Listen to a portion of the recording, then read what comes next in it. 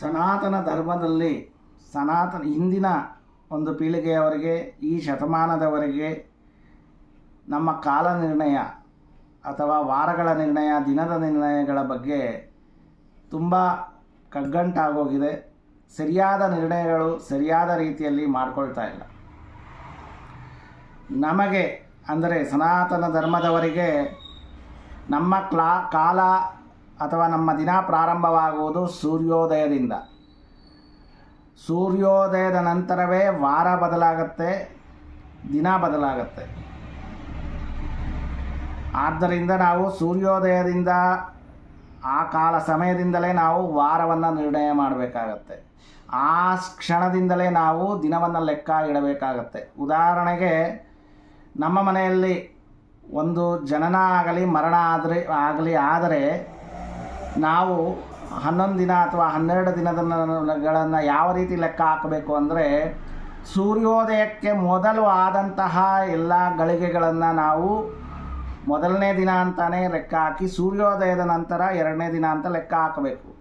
ಆದರೆ ಈಗಿನ ಒಂದು ಪೀಳಿಗೆಯವರ ಒಂದು ಸಮಸ್ಯೆ ಏನಾಗಿದೆ ಅಂದರೆ, ಅವರ ಕಚೇರಿಗಳಲ್ಲಾಗಲಿ ಅಂದರೆ ಆಫೀಸ್ಗಳಲ್ಲಾಗಲಿ ಅಥವಾ ಬ್ಯಾಂಕ್ಗಳಲ್ಲಾಗಲಿ ಅಥವಾ ಯಾವುದೇ ವ್ಯವಹಾರದಲ್ಲಾಗಲಿ, ಅವರ ಕಂಪ್ಯೂಟರ್ನಲ್ಲಾಗಲಿ ಅಥವಾ ಮೊಬೈಲ್ನಲ್ಲಾಗಲಿ ಅಥವಾ ನೆಟ್ವರ್ಕು ಸಾಫ್ಟ್ವೇರ್ಗಳಲ್ಲಾಗಲಿ ಮಧ್ಯರಾತ್ರಿ 12 ಗಂಟೆಗೆ ದಿನ ಬದಲಾಗುತ್ತೆ, ವಾರ ಬದಲಾಗುತ್ತೆ.